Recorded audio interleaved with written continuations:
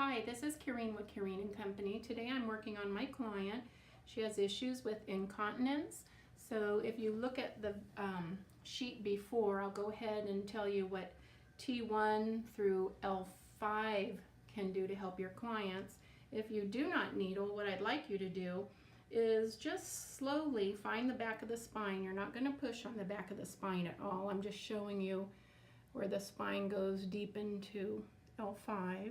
What I'd like you to do is work on this, it's the lamina groove, and if you notice, my fingers will pretty much just slide right down this groove on each side.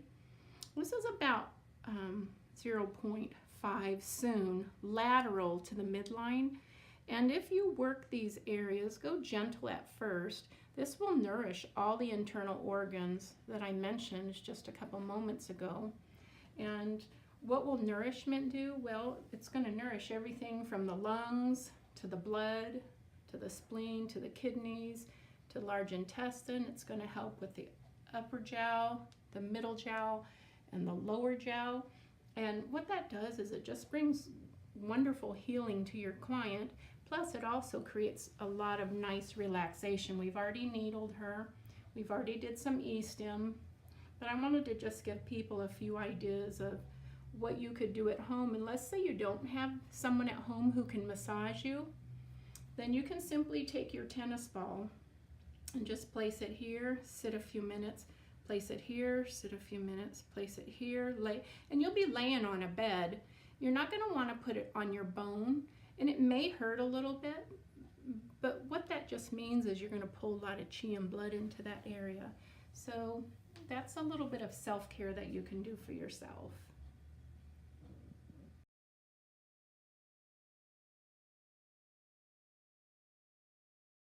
Issues with incontinence. So what we're going to do is we're going to locate C7, and we're going to go directly below that, and we're going to go to bladder 1, which is, it's bladder 11, which is T1. This regulates the lung chi. So if a person has coughing issues, it's really important to really massage this area or needle it so that the lung chi connects with the kidney chi, so we reduce coughing.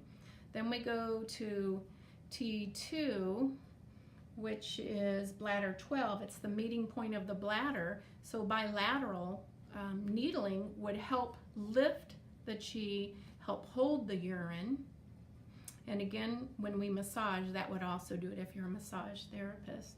Bladder 13 or T3 is the back shoe of the lung point, another great point to massage bilaterally or needle. Bladder 14, T4, is the back shoe of the pericardium. And we know when we cough, sometimes it hurts our upper jowl or our chest a lot. So this is another place we want to make sure we really nourish. We go to T5 or bladder 15, and it's on both sides of the spine.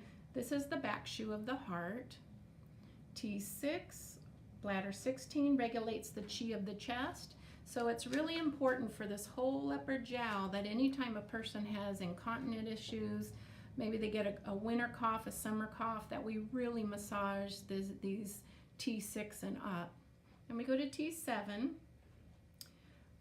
which is the meeting point of blood. So blood is yin, and yin is urine. So we want to nourish these points as well. Then we go to T9, bladder 18. This is the back shoe of the liver. We always want to reduce or course the liver. We go to T19, which is the back shoe of the gallbladder. Again, we really want to move that chi as well. And it's usually just one soon midline of the spine. So this is a whole soon, so it'd be half of my thumb out. So it'd be about here. So as you run your fingers, you're going to be hitting these inner bladder channels. 3 soon out is the bladder line, but we're working on this right now. And then T19 is the back shoe of the gallbladder, we stated. T20 or T11 is the back shoe of the spleen. So the spleen point is really important because when we have incontinence, we always claim in traditional Chinese medicine the spleen is not holding, whether it's not holding blood and you get varicose veins, or you have prolapse of the uterus or the rectum.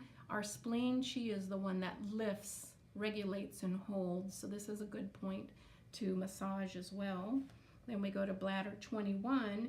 It's the back shu of the stomach. It harmonizes the middle jowl. And sometimes as we get older and we get issues with coughing or incontinence, sometimes we have stomach issues as well.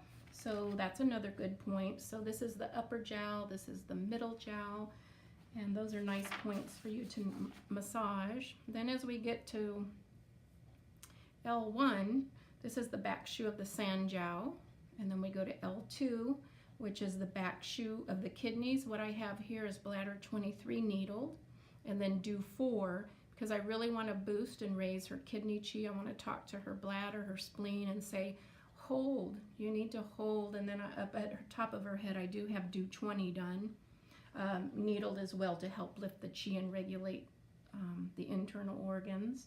And then we go to L3, bladder 24, which is the sea of chi. And I think when you needle here, it really radiates out. The sea of chi is all about lifting and moving energy.